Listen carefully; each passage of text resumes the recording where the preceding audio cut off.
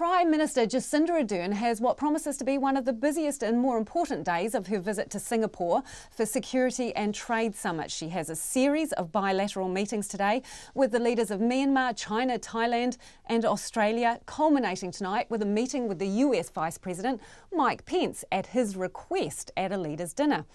Our business editor, Gyles Beckford, is accompanying the Prime Minister and joins us now from Singapore.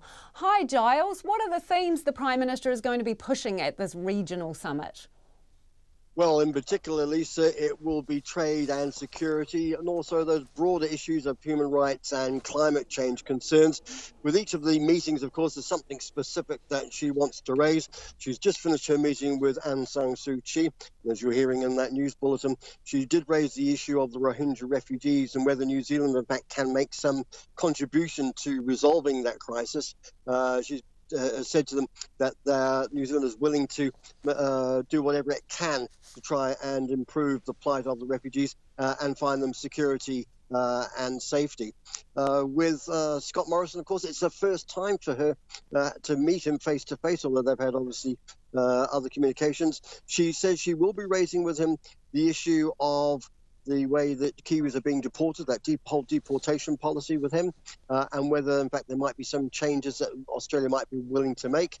And on the broader issue of refugees on Nauru and Manus Island, she has told us previously that she doesn't expect really much progress on that issue, but she will renew the offer to him that New Zealand is ready to help where it can.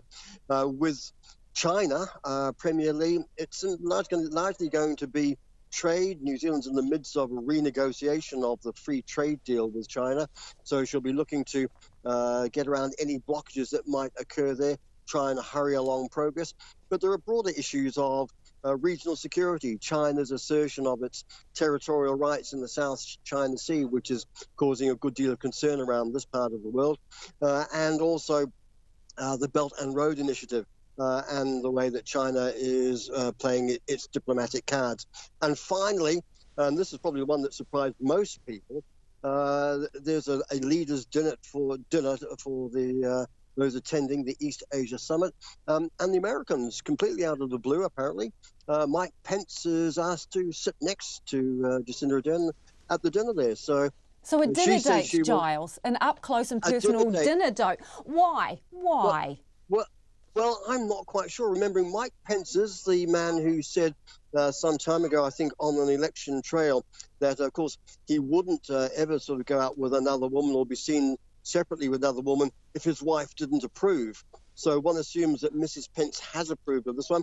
It's an easy way, I suppose, for the United States administration to make a bit of closer contact with New Zealand, but without having to go through perhaps the messiness of White House meetings and not the vexed issues. But certainly she will be knocking on the door, asking about those tariffs on aluminium and steel. I mean, it's a minor issue, really. It matters not one jot to New Zealand's economy, but it's the principle of the matter, that if we're such a good trading partner and such a good friend, that we should have such a tariff imposed upon us. And I assume that she'll also, one of the themes that she has been pushing is multilateralism, which is basically we all hang together or we all hang separately, and it's actually better if we all stick together to try and solve problems. And I think that's a message she might want to deliver to Mr. Pence, a message that might not be necessarily in tune with what's happening in the White House. Yeah, also, Gyles, tell us a little bit about that in terms of what kind of tone is used in these kinds of conversations, because a lot of the issues that you have mentioned that she's talking to all these world leaders about are curly things that we don't agree on. She takes, as you would expect with Jacinda Ardern, she takes a reasoned and a reasonable tone. It's not confrontational. She, I think, realises that there's not much to be gained by going at it like a bull at a gate. But certainly there's a degree of assertiveness. It's making quite clear that New Zealand, although it may be small and at the bottom end of the world, has significant interests in a lot of issues and is willing to participate as a good international partner. And that by discussion, by diplomacy, by convention, and by agreeing on rules and sticking to them, then the world is a better place. And that's in keeping with the sort of tone and message she was giving at the United Nations, if you remember, a couple of months ago, which was that cooperation, humanity, perhaps a little bit more thinking beyond the dollar, beyond trade deals, beyond economic gains and that. That is where, in fact, the world has to go, and New Zealand wants to lead that way. Well, speaking of trade gains, what's happening to the Regional Comprehensive Economic Partnership? It's called RCEP for short. I think we need to work on the title, but what's going on with that? Well, it's the alphabet soup of international trade deals, as always with these things. You know, TPP and FTAP is another one that will raise its head in due course. RCEP is arguably the biggest proposed trade deal in the world. It would cover half the world's population, about a third of world trade and economic growth. It's the ASEAN 10 nations from Southeast Asia and the 6 nations who have free trade deals with them. That includes Australia, New Zealand, the United States, China, and India.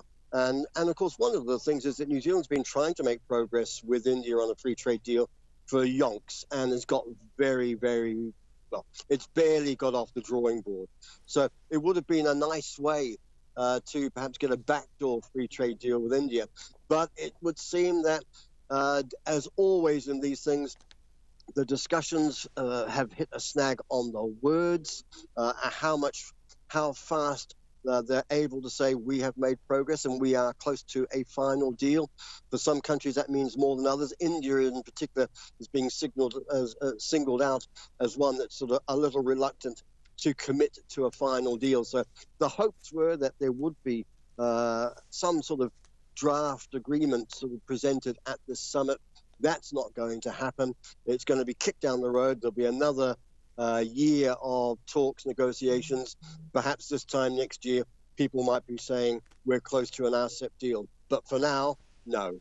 Gyles, thanks for joining us. That is Gyles Beckford, our business editor, who's in Singapore following along with the Prime Minister's trip. Now, he's obviously way too busy to monitor closely the close of the markets today. So for those of you waiting with bated breath, this is my best Gyles Beckford impersonation.